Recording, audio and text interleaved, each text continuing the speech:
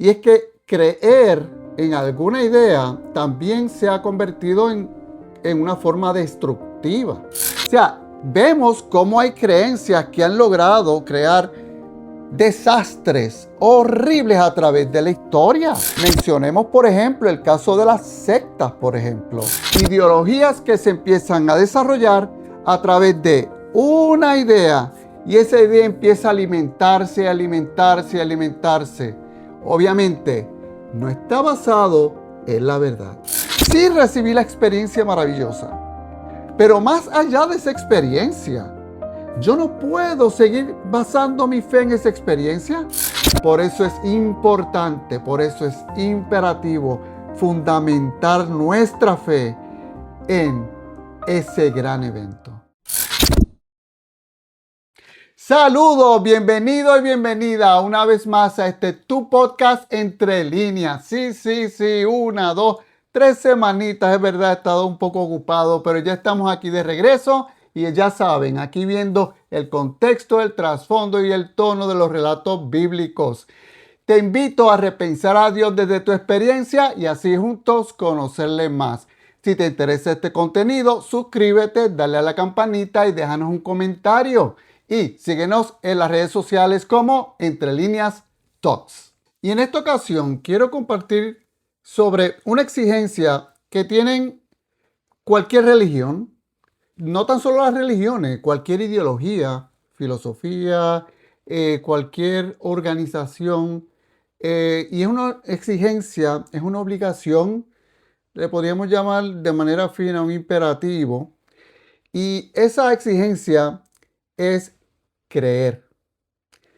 Creer es algo que toda religión exige a todo ser humano. Y de hecho, por eso les digo, la palabra creer no es solamente en el ámbito religioso. Creer es algo que es inherente en el ser humano. Llega un momento que a través de las experiencias de vida, a través de lo que vamos aprendiendo, vamos empezando a aferrarnos, a afianzarnos en ciertas creencias. Y son creencias que nos aferramos porque nos dan cierta seguridad. Es eso lo que buscamos realmente, es una seguridad que nos permita darle sentido a la vida. Dentro de esa creencia podríamos mencionar la filosofía, podríamos mencionar obviamente la religión, podríamos mencionar la ciencia, podríamos mencionar los que creen en ninguna religión también. O sea, son tantas cosas que podríamos mencionar a quien creen en que todo tiene explicación a través de la naturaleza. Todo le ven una explicación a través de la superstición. O sea, todos buscan una manera de encontrarle sentido a la vida. Y de ahí salen esas creencias. Las creencias es una necesidad humana. Todos tenemos esa necesidad de buscarle y encontrarle sentido a la vida. Empezamos a desarrollar creencias. Y no tan solo eso, sino que la creencia o el creer, si de algo podemos estar todos de acuerdo, es que es una de las fuerzas más poderosas de la humanidad. Sí, porque fíjense que muchos de los avances que podemos ver hoy fue porque alguien, una vez en un momento histórico, creyó que eso se podía hacer. Alguien creyó que se podía encontrar la cura para alguna enfermedad, por ejemplo. Alguien creyó en que un objeto pudiese volar. Alguien creyó en que podríamos comunicarnos el uno al otro a través de un teléfono celular. O sea, la ciencia ha avanzado porque alguien en algún momento creyó que eso podía ser cierto. Bueno, de que el resto pudiera creer, eso es otro asunto. Porque estoy muy seguro que esas personas que creyeron en esa idea tuvieron mucha resistencia. Muchas personas no creyeron. Estamos hablando de que si alguien me hubiese dicho hace 20, 30 años atrás que esto, vamos a ponerle 35 años, que esto del internet y que pudiésemos tener los avances que tenemos ahora, pues para mí hubiesen pasado de aquí a quizás yo nunca lo hubiese visto. Pero vemos cómo el avance de la tecnología ha llegado a un punto donde a todos nos asombra. Pero que alguien creyó en que eso podía ser cierto. Alguien confió en que eso iba a pasar. Así que han habido avances impresionantes y han sido maravillosos a través de la historia. Y hay enfermedades que ahora mismo cualquiera de nosotros los pasamos por sentado. Por ejemplo, una infección dental o algo así, para nosotros puede ser con antibióticos se puede resolver. Pero, por ejemplo, usted va a una tribu en el Amazonas donde no tienen ningún tipo de antibiótico y una persona puede morir de cualquier tipo de infección, de una simple cortadura, de un ataque epiléptico. Son cosas que ahora pueden tener solución, pero que hay lugares donde no tienen esos avances y eso puede significar la muerte. O sea, que estamos hablando de que gracias a que alguien creyó en una idea, eso ha permitido logros impresionantes. Y estamos hablando de la ciencia, no estamos hablando de los logros porque alguien creyó en, por ejemplo, en los derechos humanos, la esclavitud. Hablemos de la esclavitud. Cómo hace muchos años atrás se pensó que había cierto tipo de razas que no eran considerados humanos. Se pensaba que no tenían ni siquiera alma. Y por eso era permitido tratarles como animales. Ese tipo de creencia existió hace unos siglos atrás. Pero a través de los avances, a través del conocimiento, se empezó a entender, no, eso no es así. Y es que creer en alguna idea también se ha convertido en una forma destructiva. Pensemos en Hitler, por ejemplo, cómo él desarrolló lo que hizo, el holocausto, todo esto, cómo se desarrolló, eso fue a base de una idea.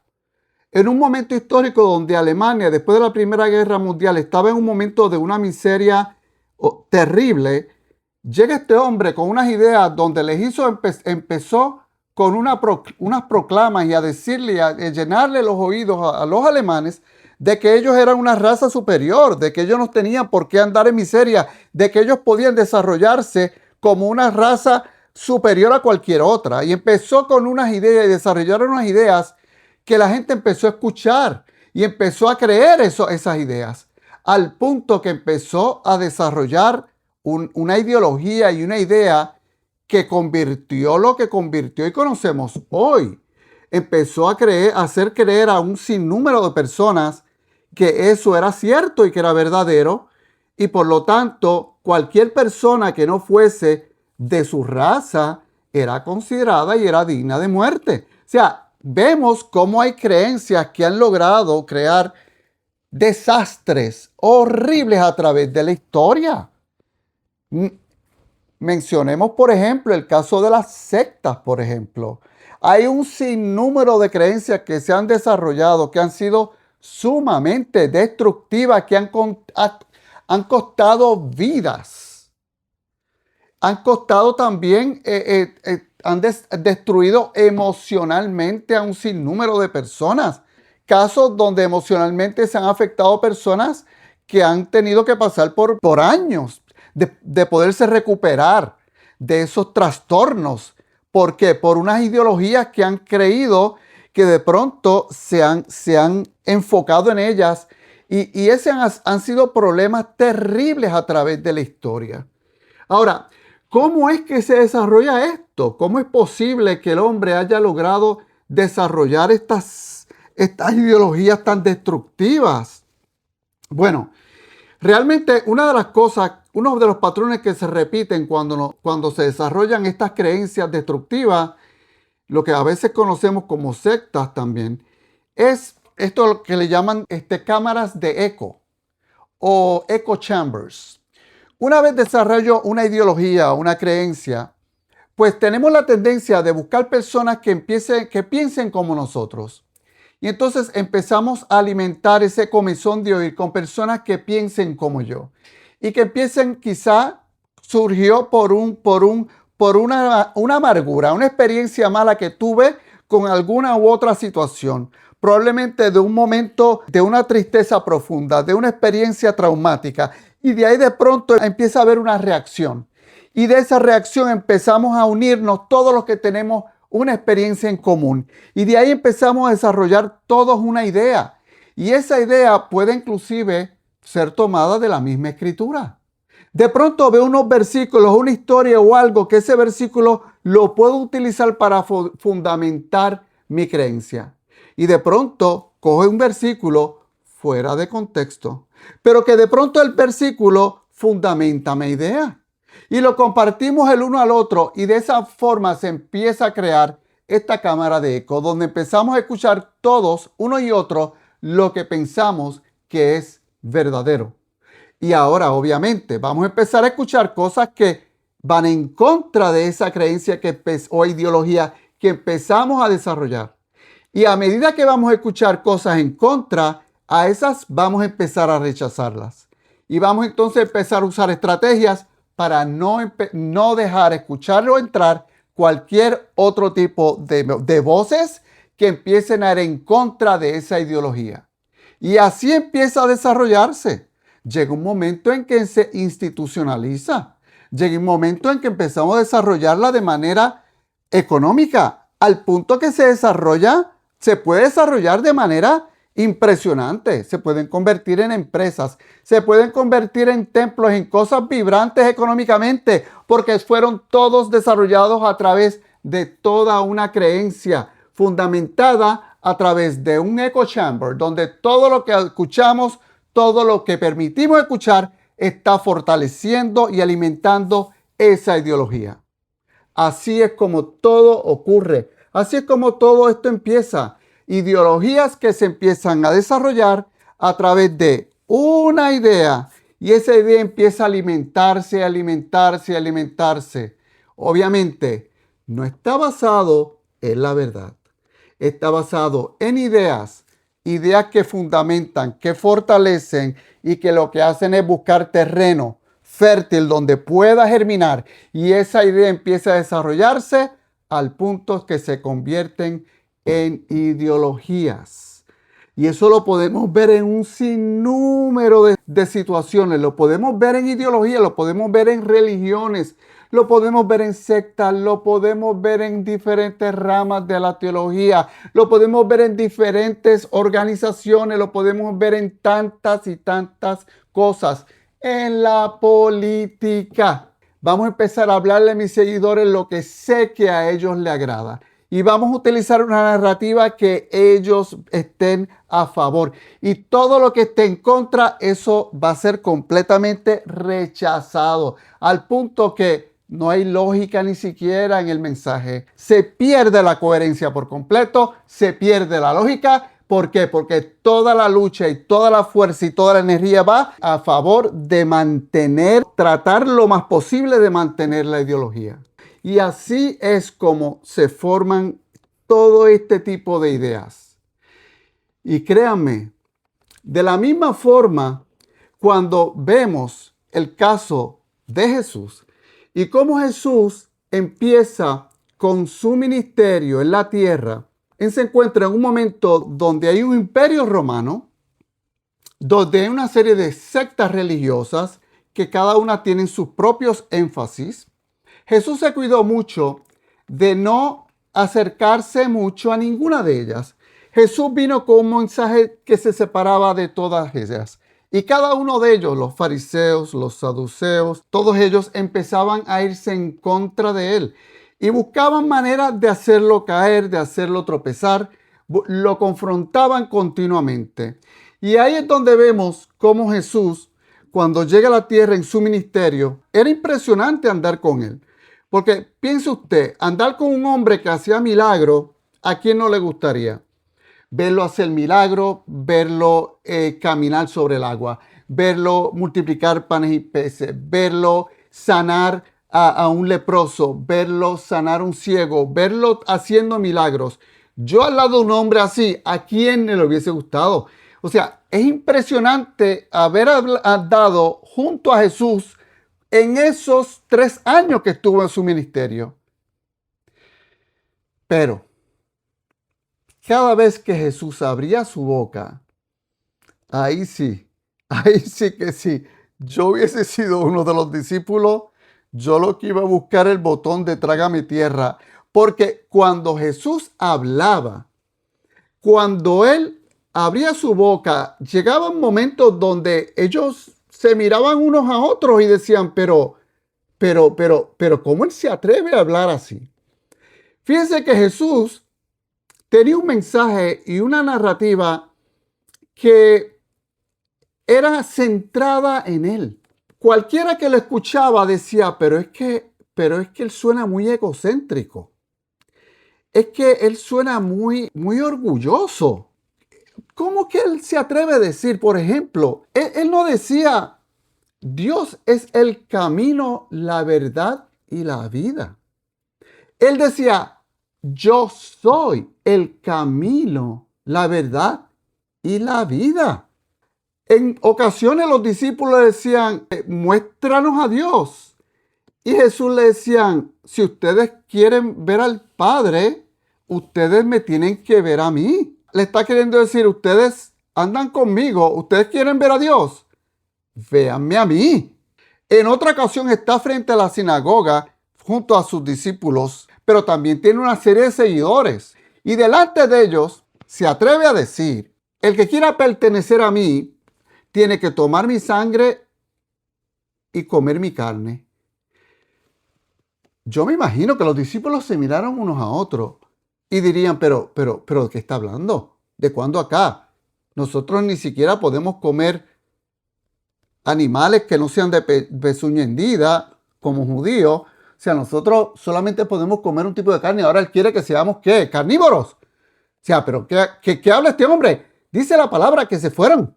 Se fueron de la sinagoga, lo dejaron solo a él con los 12. Y los 12 empezaron a mirarse y decirle, Jesús, pero ¿qué habla? Palabra dura es esta. ¿Qué estás diciendo? ¿Y qué dice Jesús? Ah, sí, palabra dura. Bueno, pues, ¿qué esperan? Váyanse. O sea, Jesús no estaba hablando un mensaje para agradarle a los oídos. Era todo lo contrario. Y no tan solo eso. Él se atribuía cosas que eran de Dios. Jesús perdonaba pecados. Era difícil escucharlo. El problema era que él se comprometía muchísimo con sus palabras. Miren una ocasión donde Jesús está ante los fariseos en un momento, uno de los encontronazos más fuertes de Jesús ante los fariseos. Fíjense que durante los 3 años hubo momentos donde él hacía milagros y se cuidaba mucho de decirle cada vez que hacía los milagros, le decían, por favor, manténgase callado, no lo diga muy alto. No permita que esto salga de aquí en Galilea, mantengámoslos aquí. ¿Por qué lo decía? Porque él decía, no me ha llegado todavía la hora. Él sabía que si eso llegaba ya a Jerusalén y a los líderes religiosos, eso le iba a traer problemas y él decía, no me ha llegado la hora. Pero cuando estaba cercana a su hora, él dijo, ahora sí. Cuando ya él sabía que ya pronto iba a llegar la hora, ahí entonces se atrevió. Y fue ahí donde confrontó a los fariseos. Y en un momento magistral, muy difícil de escuchar y tiene que haber sido difícil de ver, Jesús empieza a enfrentar a los fariseos. Y ahí los fariseos, cuando lo escuchan hablar de la manera en que él se atrevía a hablar de Abraham, como si fuera su amigo, como si lo conociera, como si hubiese comido con él. Y empieza a hablar así de Abraham y de repente ellos se miran unos a otros, pero ¿de qué tú hablas? Si tú no tienes ni 50 años, ¿cómo tú hablas de Abraham como si tú lo hubieses visto, como si tú fueras familia de él, como si fueras familiar? Y ustedes saben lo que se atrevió a decirle Jesús. Jesús les dijo, antes de Abraham, yo soy. Oh my gosh. Antes de Abraham, yo soy. Usted se puede imaginar. Yo no culpo a los fariseos. Si yo escucho a alguien hablar así, yo lo hubiese apedreado también. En ese momento ellos apretaron sus dientes y dijeron, pero ¿cómo este blasfemo se atreve a decir algo así? Y todos agarraron piedras y dice la palabra que Jesús se escabulló entre ellos. ¿Cómo lo hizo? No sé, quizás se desapareció. Con su poder era capaz de hacer lo que quisiera. Pero ven cómo Jesús, cada vez que hablaba, era difícil de escuchar, porque sus palabras le comprometían cada vez más.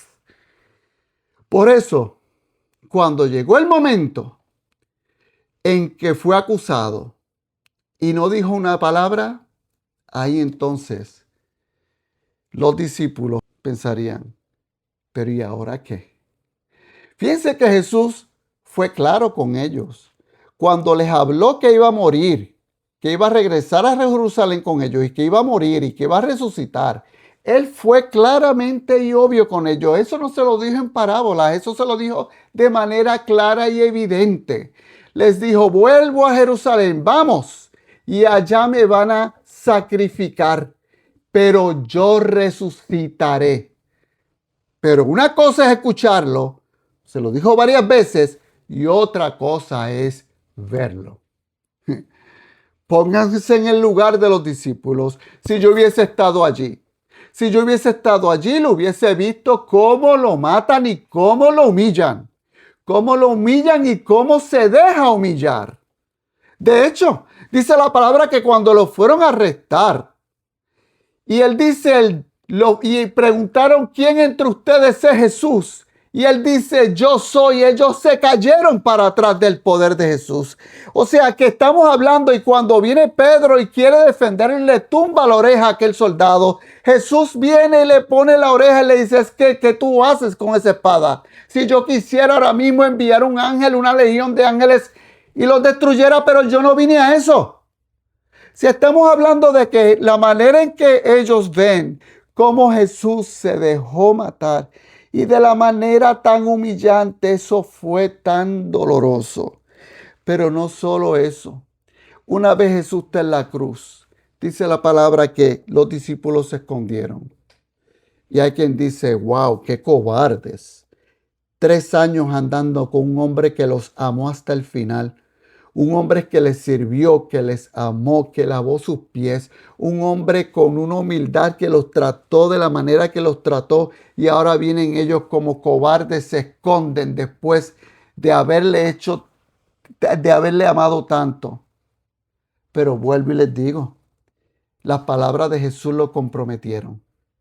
Y cuando un hombre habla, como un hombre se atreve a decir que es Dios, y ahora yo lo veo en esa cruz, la pregunta es, ¿cómo voy a creer en Él?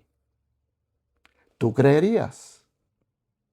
¿Usted cree que ellos creían en Jesús? ¿Usted cree que muchos creyeron en Él? ¿Usted cree que muchos creyeron en lo que decía su mensaje cuando lo vieron en la cruz? ¿Usted cree que muchos creyeron que Él era Dios cuando lo vieron morir en esa cruz? ¿Ustedes creen que ellos creyeron en Jesús? ¿Qué ibas a predicar de un hombre que se decía a sí mismo ser Dios? ¿Tú te atreverías? Los discípulos no se iban a atrever a hablar de un hombre que decía ser Dios y estaba muerto en una cruz y luego en una tumba. ¿Quién se iba a atrever? Pensemos en a cualquier líder a través de la historia. Pensemos en Gandhi, pensemos en Mahoma, pensemos en cualquier otro líder religioso. Yo no recuerdo que ninguno haya dicho que era Dios. Jesús dijo que era Dios y ahora estaba muerto en una cruz. ¿Quién iba a predicar de él? ¿Quién iba a repetir sus palabras? Él pudo haber dicho que iba a resucitar, pero al verlo en la cruz, yo me hubiese escondido. Pedro lo negó 3 veces. Yo lo hubiese negado más. Y es por eso que cuando Jesús resucita, dice la palabra que se le aparece a 2 discípulos en camino de Emaús. ¿Usted cree que ellos creyeron en Jesús? Precisamente dice la palabra que ellos iban discutiendo cómo ese hombre que hacía milagros y decía ser Dios ahora había muerto en una cruz. Ellos habían dejado de creer en él. Era difícil creer en alguien que decía ser Dios. Pero ahora al Jesús resucitar, todo lo que dijo quedó validado. Todos sus milagros quedaron validados.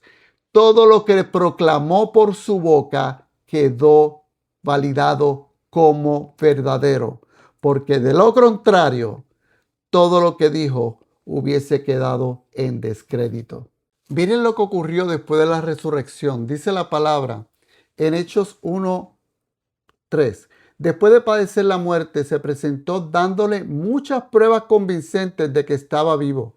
Durante 40 días se les apareció y les habló acerca del reino de Dios. También dice Pablo en 1 Corintios 15 del 3 al 6, que Cristo murió por nuestros pecados según las Escrituras, que fue sepultado, que resucitó al tercer día según las Escrituras, que se apareció a Cefas, que sería Pedro, Cefas es en arameo, y luego a los 12. Después se apareció a más de 500 hermanos a la vez. Fíjense cómo Jesús se aparece a ellos. Y fue un momento donde los discípulos estaban escondidos, encerrados, y ellos reunidos probablemente en temor, porque ellos pensaban de la misma manera que crucificaron a Jesús, nos deben estar buscando y nos van a querer matar a nosotros también. Pero mientras estaban ahí ellos reunidos, dice la palabra que Jesús se les aparece. Número uno, lo que primero se pregunta uno es ¿cómo llegó? ¿Cómo entró? Es claro y evidente que ya Jesús estaba con su cuerpo glorificado. Jesús traspasó las paredes. Y cuando ellos lo miraron se asustaron. ¿Qué es esto? ¿Un fantasma? Y Jesús comienza a hablar con ellos. No, soy yo. Es más, deben de comer. Y ahí Jesús se sienta con ellos. Y yo quiero que ustedes se transporten en ese momento. Piensen que ustedes están ahí y ustedes están viendo a Jesús con un cuerpo glorificado, transformado. Y lo primero que yo, al ver a Jesús así, yo me preguntaría, y al ver que extiende su mano y ver la cicatriz de su mano traspasada, lo primero que yo pensaría y le diría, Jesús, ese es el cuerpo que me toca por herencia. Ese es el cuerpo glorificado que nos toca por herencia. ¿A eso te refieres tú con la eternidad? Ese es el cuerpo que nos toca. ¿Usted se imagina cómo la mente de los discípulos se tiene que haber transformado? ¿Usted se imagina? Y no fue una vez. Tomás no le quiso creer a los discípulos. No. Yo lo voy a tener que ver y le voy a tener que tocar las heridas. Y precisamente así mismo se le vuelve a aparecer Jesús con un cuerpo glorificado. Ahora les digo yo a ustedes, ¿no hubiese usted, después de haber visto a Jesús con un cuerpo glorificado, usted no hubiese predicado a Jesús con denuedo, después de haber recibido al Espíritu Santo, pensando que ese cuerpo le iba a corresponder a usted? ¿No le hubiese usted entonces pesado haber sido latigado? Dice la palabra que los discípulos, enfrentándose al Sanedrín, eran latigados. Y luego de salir de ser latigados, salían riéndose, alegrándose, porque eran perseguidos por causa de Jesús. Uno se pregunta, pero ¿cómo alguien puede salir mirándose alegre después de ser latigado? Pues que si ellos habían visto a Jesús con su cuerpo glorificado, ellos pensarían, pero ¿qué me importa a mí este cuerpo? Si me espera un cuerpo glorificado, esto yo lo hago por mi Jesús. Eso es lo que movía a los discípulos. ¿Qué les importaba a ellos morir de la manera en que terminaron muriendo? Cuando usted lee los documentos históricos, los discípulos murieron en maneras terribles, martirizados, pero todos morían alegres, gozosos, sabiendo lo que les esperaba. Les esperaba estar ante la presencia de Jesús con cuerpos glorificados. Algunos decían, yo no soy digno de morir como Jesús. Mira, si me vas a crucificar, crucifícame con la cabeza para abajo, pero yo no soy digno de morir como mi Jesús. Ven de lo que se trata. Se trata de que lo que ellos experimentaron era basado en lo que ellos esperaban. Eran basados en la esperanza. Creían basados en esa esperanza. Creían basados en lo que vieron. Y es más, cuando Tomás se enfrenta y ve a Jesús, Jesús dice unas palabras que ahí nos tocan a nosotros. Y Jesús les dice, porque me has visto, has creído. Dichosos los que no han visto y sin embargo creen. Ese eres tú y ese soy yo. Dichosos somos los que hemos creído y no lo vimos morir en la cruz y no lo vimos resucitado y no lo vimos ascender y no lo vimos hacer todo lo que hizo aquí en la tierra y hemos decidido creer. Dichoso eres tú, dichoso soy yo. Hemos creído porque lo vamos a ver, así como Abraham creyó cuando el Señor le dijo, sal de tu parentela sin saber a dónde iba y le fue contado por justicia. Así a ti y a mí nos ha sido contado por justicia y hemos recibido el perdón por la sangre de Jesús y hemos recibido la gracia y el regalo de la salvación porque hemos creído y esa es la herencia que nos espera, estar ante la presencia del Señor con cuerpos glorificados. Es por eso, precisamente por eso, que Pablo en un momento cuando empieza a enfrentar a un grupo que no creían en la resurrección de Jesús y empieza a confrontarlo, les dice, pero es que si no hay resurrección, no hay por qué entonces creer este evangelio. Tendríamos que recoger e irnos. Aquí no hay nada entonces que hacer, porque es que la resurrección de Jesús es lo que valida este evangelio. No tan solo porque Jesús se comprometió en todo lo que salió por su boca, sino que Él fue el cumplimiento de las profecías de todos los profetas en el Antiguo Testamento. La resurrección validó todo lo que dijo, validó todo lo que ocurrió y todo lo que apuntaba el Antiguo Testamento apuntaba hacia ese gran evento. Por lo tanto, aquí llegamos al punto. Creer en el Señor Jesús va más allá de simplemente creer en algo que dice la Biblia. Va más allá y trasciende más allá. Creer en lo que creemos está basado y fundamentado en un evento. No solamente en una ideología que alguien de pronto empezó a creer, no solamente en una idea que alguien empezó a crear, no solamente en una idea, en una filosofía basada en algo que parece algo que suena bien. No. Está basado en un evento histórico. Y ese evento histórico fue ese gran momento maravilloso de la resurrección de Jesús. Es eso lo que fundamenta nuestra fe, la resurrección de Jesús. Si nos basamos en ese fundamento, no hay viento, no hay tormenta, no hay nada que nos haga salir de ese fundamento. Nuestro fundamento es en Cristo. Hay quien dice, bueno, mi fe está fundamentada en una experiencia que tuve. Mi fe está fundamentada en que el Señor hizo un milagro en mi vida. Créame, es hermoso tener una experiencia de milagro en mi vida. Y eso puede ser un momento donde te hace acercarte a Dios. Pero ¿saben qué?